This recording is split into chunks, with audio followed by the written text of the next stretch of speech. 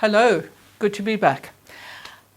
I want to share something with you this morning that is a question that comes up so often on the social media channels and in workshops, and people just generally contacting me and saying, help, got a problem. So I've just started a sampler on my 60 centimeter loom, and it's quite a pretty sample, and I'm going to share it with you.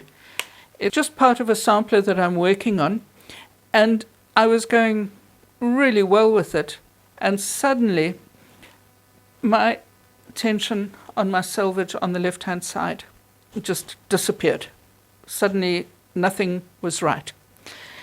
And so if that happens to you, the first port of call is to go and look at the back of your loom, which is what I did.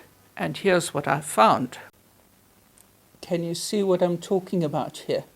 I can't point at it because I'm actually holding the camera, because it's the only way that I could get it in here. But can you see how my warp has fallen off the ends of my separators?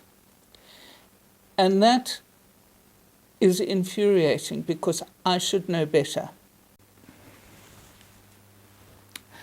So we spend a lot of time on this channel talking about our selvedges and talking about the importance of a good solid warp and a really good warp tension and what have you. But that kind of mistake can happen to anybody. And honestly and truly, there's not terribly much that you can do about it other than to unwind a portion of your warp and to rewind it onto the roller and to tension it again. And I'm going to explain to you why you can't kind of just suck your thumb and hope that it's going to pull right, because it's not.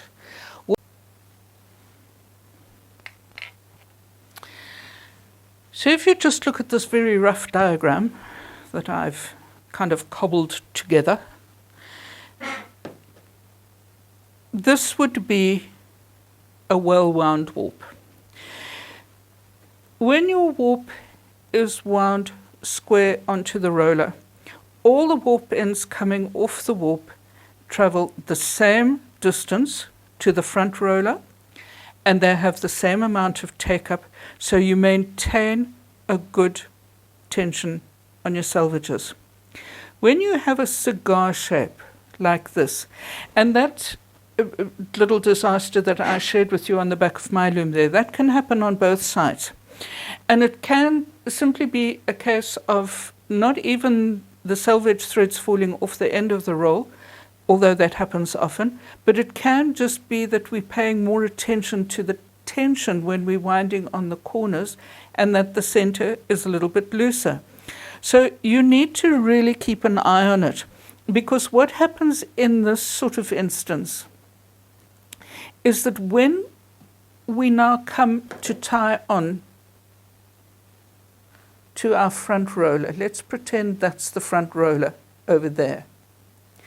When we come to tie on, these warp ends here, the ones that have tapered, have actually traveled a shorter distance around the back beam. So you're going to have extra length coming in there. And you're not going to realize it, so you're going to tie onto the front roller and just regard that extra length that you've got there as waste.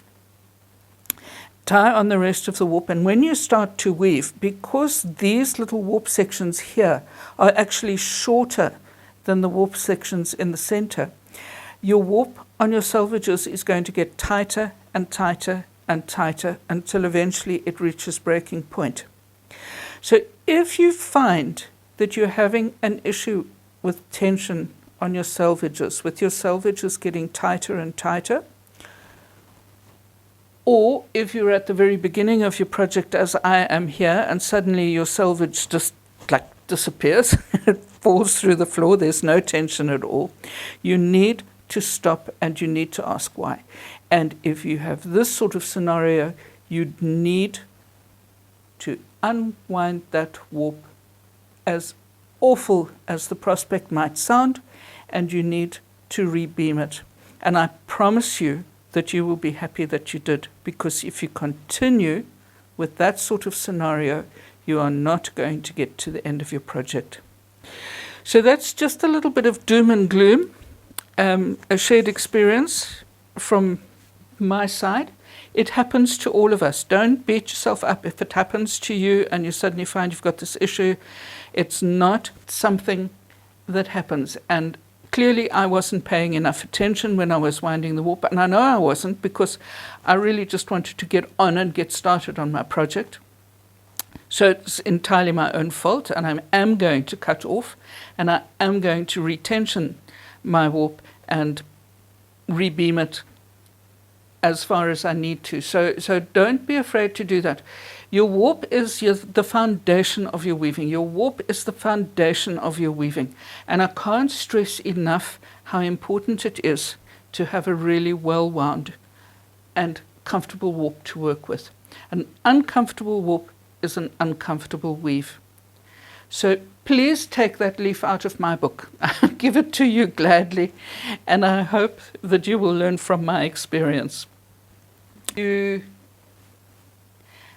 Glynis from Weave at Brooklands, and I hope you found this video useful. You can find me on Patreon, where I post weekly as the Weaving Diaries. If you would like to consider becoming a subscriber on my Patreon page, that would be very much appreciated.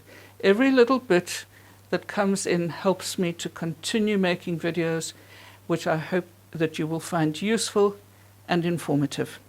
And until the next time.